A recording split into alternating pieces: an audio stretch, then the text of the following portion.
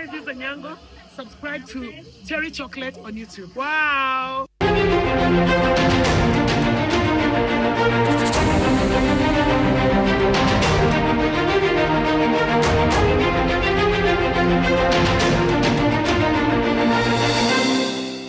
This is Diaspora Connect, another Saturday evening to connect with all our loved ones right here on the Citizen TV. And here is where culture meets conversations, and we also get to all of the experts, especially when it comes to everything with you securing your future. Talking about securing, make sure you get interactive with us. Hashtag ya kutumia ni Diaspora Connect. When you use that hashtag at Citizen TV Kenya, that's how you get to it. Hashtag yendele kusonga. Plus, we do our tradition right here inaitwa salams. Make sure you send your salams across the world. And it's real simple, just in case you're new to the show. Make sure you take your phone now, tuingie pale kwenye video, put your phone in landscape. The advantage of putting your phone in landscape is the fact that when we put it on our TV screens, we can see your beautiful face. We can see all the background. So make sure you send your salams to the number on the screen. Yani tutumie hizo videos zote so that when we broadcast them, the whole world, especially your family and friends, they get to see you, they get to nice up with you, which is such a good time. So hashtag Diaspora Connect. Na fahamu yetu ya Twitter, yes sir, at Citizen TV Kenya. Make sure you use that hashtag Diaspora Connect. Alafu, ukitumia hashtag tuambie where you tuned in from. Kauko Eldoret, City of Champions, kauko Kisumu, kauko Mombasa, na unataka kutuma shout out kwa wawili watatu, make sure you do that, cause si unajua Diaspora Connect nusu ya kuodada. And today, let me tell you, tumewaandalia mapochopocho, tumewaandalia matamu, and some good things. But I want to give you a little preview of what we have coming up on the show. So this is our global intro.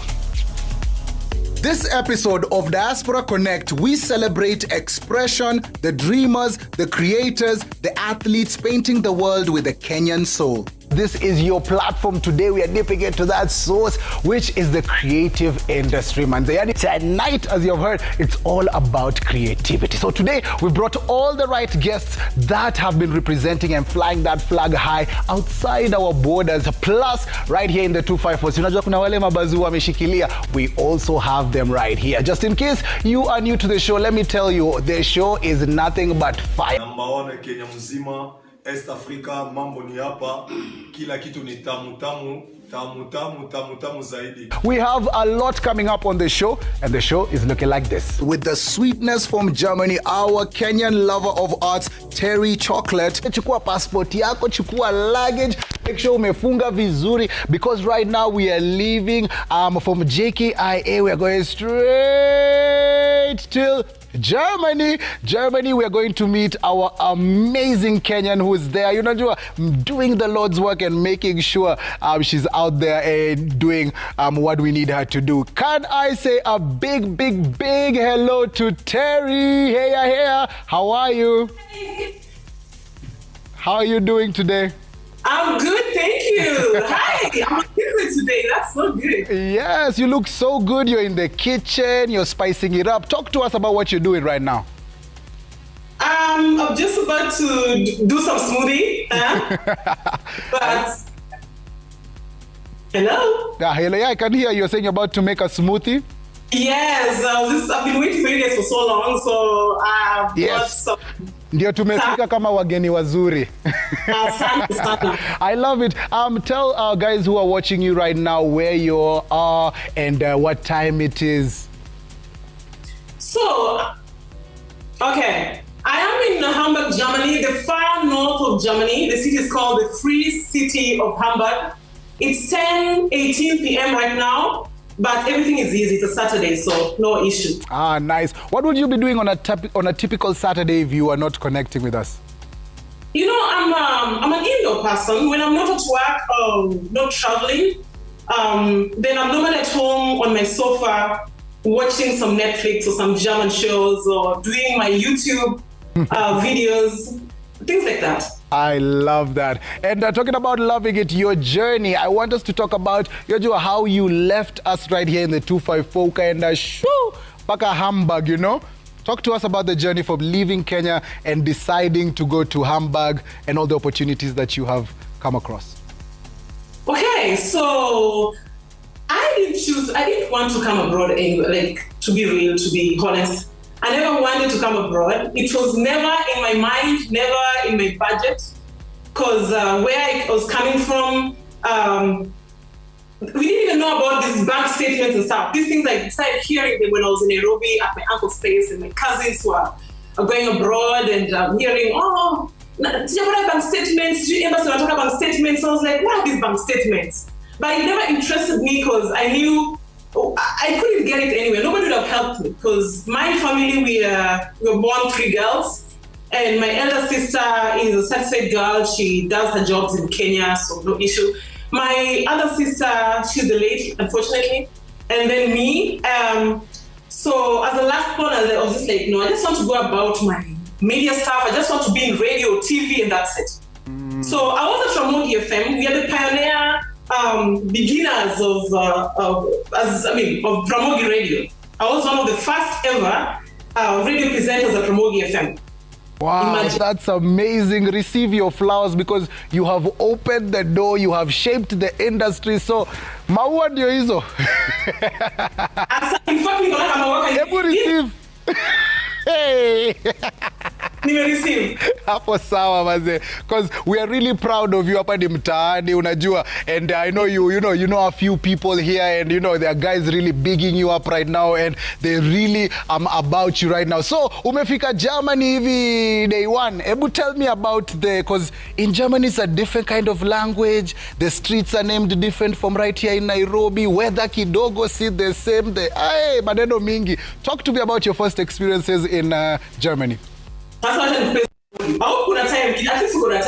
Yeah, time iko for you. Sasa, mimi ndo huyo nime apply kuja au pair through a cousin of mine who I love very much. Alikuja kaniambia, "Tena Johnny, ngoja tutaseka hapa Kenya. Fanya hivi. Kuna mtu anapeleka watu Germany agency. Na huyo mtu anaweza kupeleka Germany deni na umlipe baadaye." Okay. Sasa wewe fanya hivi, call Made ushago, umuulize kama anaweza kubali uende Germany, alafu tuende. Mimi kupol Made najua na watch. Made hakuna wali unaenda. Inaona kwa TV wa Arabs wanasumbua wasena nini hapana. Nikasema mami ni Germany. Hapana. Nikakaa. My cousin akaenda France. Ndio akafanya bidii, akaingia shule, akaanza kutuma doni nyumbani.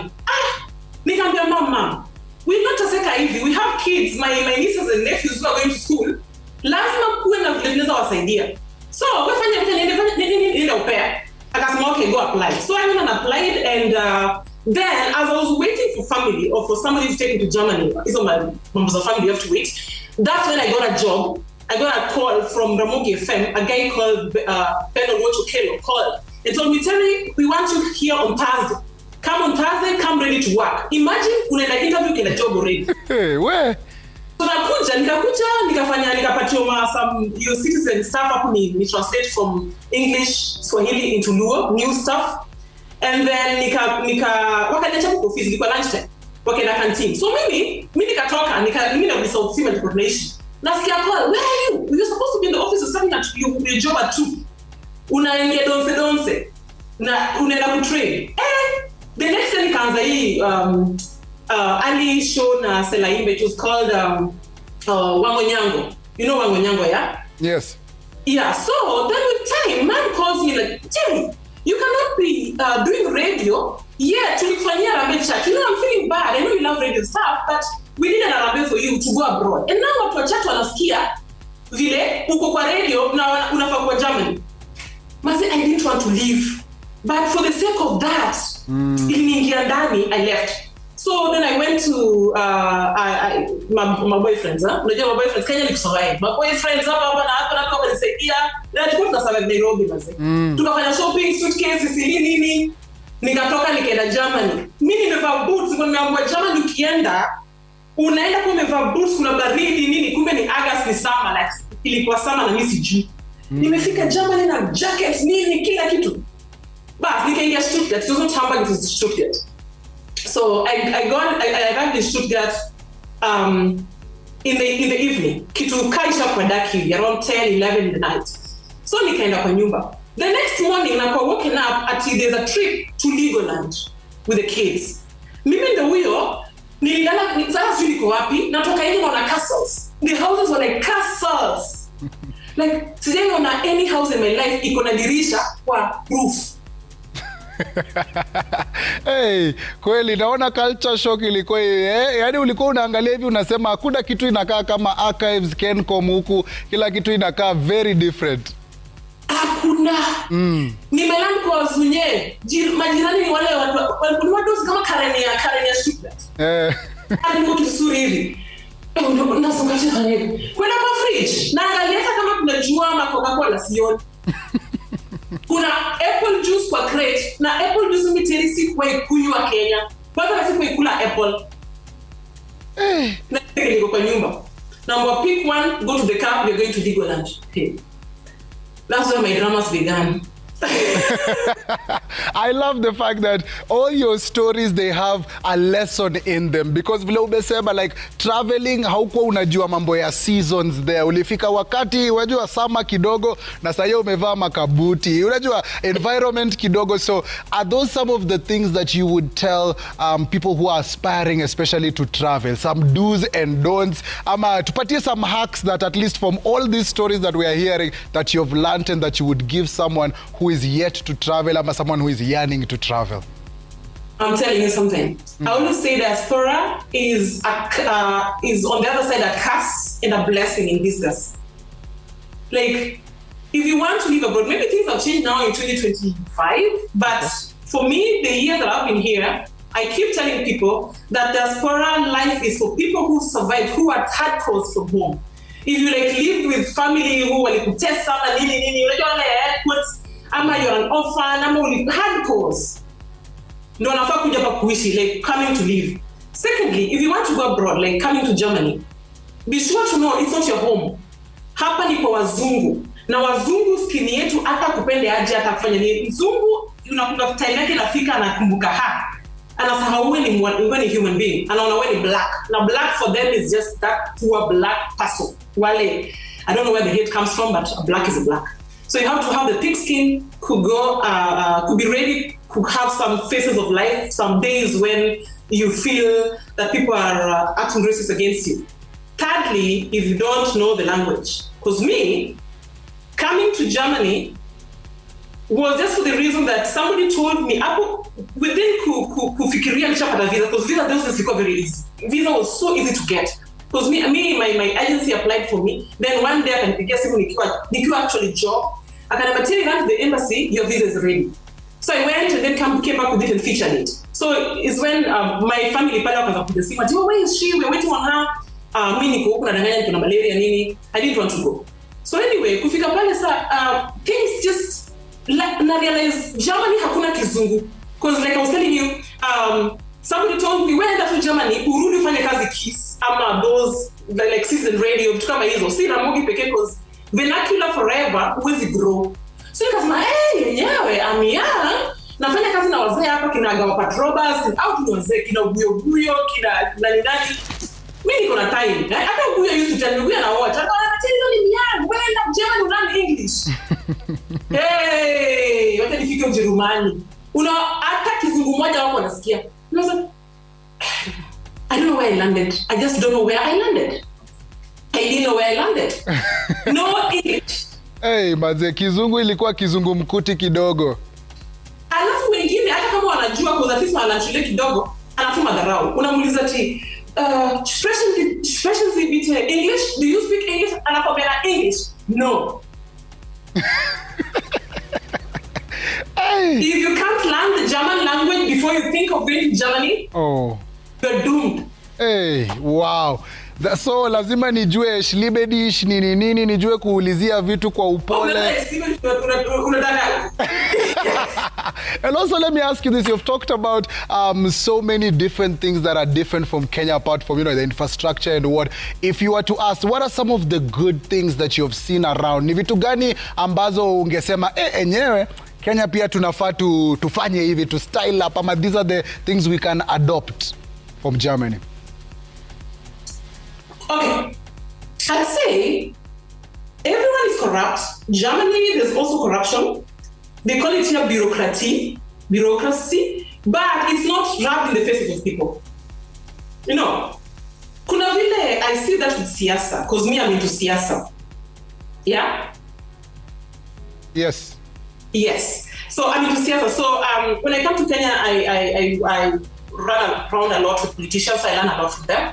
And I realized that in Kenya, politicians act like they're from another world. Like there's some, I don't know, is it angels or aliens, or they're just special. They're just not of this world. They're not just on the same level with other people. In Germany, I have a friend of mine who I was on political, we were vying for a political seat together. So he won, and then I was the one who followed him. And recently that guy got a chance to be a mayor. A mayor is like a governor of another city where he was born originally. And he decided to go back there because his dad and his mom still live there in East Germany. Ah, okay. So, yeah, so with that, I had the opportunity to take over from him and go to the county assembly. So this guy, normally if he was in Kenya, he'd be like getting a bodyguard and V8s, and you know how our politicians act. Kweli. Yani bunduki ndio kuwe nayo, nini akipita, barabara sifuliwe, akaikwa jam. I'm telling you, my friend who's a governor in a city in East Germany, bara anaendesha bike yake, anatembea mguu, aendagi holidays, kwa sababu in Germany if you're a leader, you have to act like a leader. Not traveling mingi, not driving Range Rovers, you have to be of service to people. You have to lie low. You have to be with the people. No bodyguards, no personal houses, unaenda kwa apartment kama watu wengine. You just have to bend low and be like every other person. Uende supermarket, usalimie watu sikuwa umepanga line. Wetu wa Kenya wanaweza vitu kama hizo. And that's why he is developed. Now watu wetu Kenya, our politicians are just doing business, taking all the money.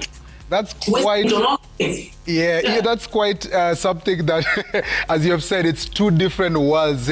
Siwezi imagine politician wetu hapa mtaani akipanga line kwa it's something that you enjoy, especially as you're saying, your friend who is a governor, that's a higher status in the land. Also, let me ask you about this, Baze. Do you still remember how to report in especially Luo? Kwa sababu unaona uko Germany hapo, nataka utupatie najua what you used to do back then. Tusome ka intro tu kadogo ya Diaspora Connect. Yeah. Tupatie tu ka intro of how you used to do it.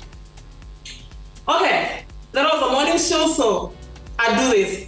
I'm also doing the Koromoge John Bromo Winja, my interior Tinania, kwa Sela Ayimba. Kocha kurimu kinyi sapaga chele wangene wankaendi sali ubro winjo wechi manye kwa patoka kwa dakije mawako wano people kelu kanyo kwa Charles Odiambo bange kocha kusao chele wange obro Timothy Shela togisani twa winje uru wechi manye. Hey, our very own Terry Proud Chocolate. I love it, manze. Hey, sijui subtitles tutaweka after. Ama uambie Wakenya umesema nini in a nutshell. I was just an intro. Yeah, because it's a national TV, so many people are watching. So I was just, he asked me to tell you guys how I used to do some things on TV and radio the days. Because anyway, TV, I also worked for TV. So I was at KTN as a sports reporter before. And before that, I was at, for one whole year, I was interning at KBC. And I was one of the producers of Vioja Makamani, Vitimbi, and Vituko. Just Definitely a legend. You deserve so many flowers. I'm a legend. Kabisa mazevile inafa. And also, before I ask you to send your salams, talk to me about your content, especially when it comes to YouTube, online, showing about your life, being proud of your skin color, and also being proud to be from Kenya. Yeah, before I tell you that, because I know this is a good platform and we should not waste it. We should not go in vain before I address some things that I've always wanted to address. People asking me why I opted out of the county assembly, not taking this opportunity when the governor left, when this friend of mine, the governor, left to be the governor of that place.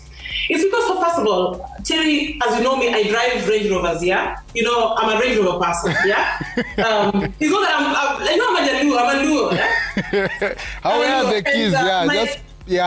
That's good. The keys should be seen. See. Okay? All over the world, Aluo is Aluo. I was told that if you want to get into the German politics seriously, and you want to get to the national, in the county assembly where I wanted to start from, focusing on getting into the EU Parliament, European Union, to represent the immigrants, I was have to first of all forget about the Range Rovers. Yeah. And start practicing how to walk and ride bikes, or get myself a very cheap car.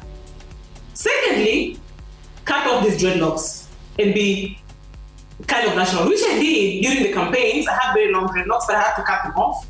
Thirdly, I love traveling, and I love going home to Kenya, because I am a last born. I'm my mother's child, and there's a time I really love just coming, and at 6 o'clock I'm in Nairobi, I'm in JKIA, and then direct to me. Recently not, and I'll tell you why. So there are many things that I have to think about, and then there's also a lot of because I'm black, of course, and there are things you will, some motions you'll put through at the assembly, and then they'll hurt the IFDs and those people, the Nazis and stuff. Yeah. And then you start getting emails, they want to kill you, they start investigating about your family, they start harming your family and stuff, and I'm a very private person. So I had to think of all these options and make it clear to myself that I'm not a Kenyan politician. I'm not in Kenya where I'll be having all those privileges like I told you. So I had to decide and just be a normal person. Okay, and your journey is very amazing, and all those good things that you're saying, Manze, especially from back home, we are wishing you all the best, and all the love from Apa Nyumbani tunakupea, because we know as Kenyans, anytime we are away from home, we are shining, and we are putting ourselves forward. Now, umeongea kuhusu made, Manze, and I want you to send some salams, especially back home, because Babu, right here on Diaspora Connect, tuko nusu ya kuonana. Ukikuja hapa ni nusu ya kuonana. So kindly, before you love and leave us, make sure Manze umetutumia some salams to all your loved ones. Okay. For me, instead of salamu, I'm not salamia anybody. I'm using this opportunity to tell our parents back at home, our relatives back at home, that being in the diaspora doesn't mean rich. You guys must support us. We live abroad, we live far away from home, and we struggle. We struggle. Even when I show you my Range Rover or whatever, those are just things those are just passing wind. Those are just things that we hide under to cover up what we go through. But when we find that somebody like me, creating like kind of an empire on social media, because I was one of the first people ever to start an online radio that was running worldwide, the Proud Chocolate Radio here.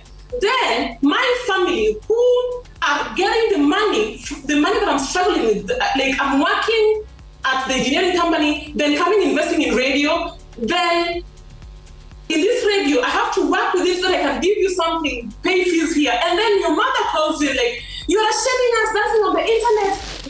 What are people saying about you? Stop those things you're doing. But this is what I'm doing. This is what can make me grow. This is what can make me be like SK Machari and become big. I'd be very far by now if I had family support. I always tell people also, there's a reason why families like a Cordes family, you know them, these great family, the Bahatis, are who they are. It's because of the family support. No matter what they do, kissing themselves on the internet, doing what, their parents know our kids are not like us. Our kids have another path to channel, and they are surviving. They are making money. They're making a name. So they are helping them with that. Maybe they are like to be beaten. Wakifunga mlango nyumbani wanachapa. Lakini nje, their parents and their family are the number one fan. Lakini in my case, it was just war. Hey, they want my money, but it's always war. Tell them if I'm to join. Yet I send money for you to buy for me land, and you use it, and then, so support your kids.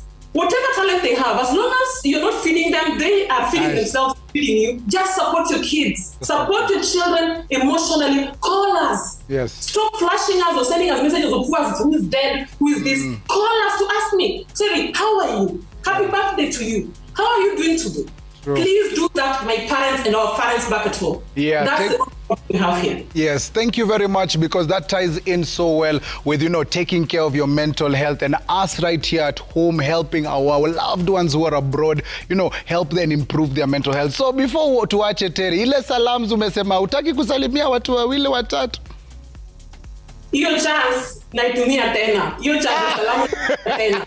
Na hiyo salamu nasema hivi. Terry. Yani hata utaki salamu.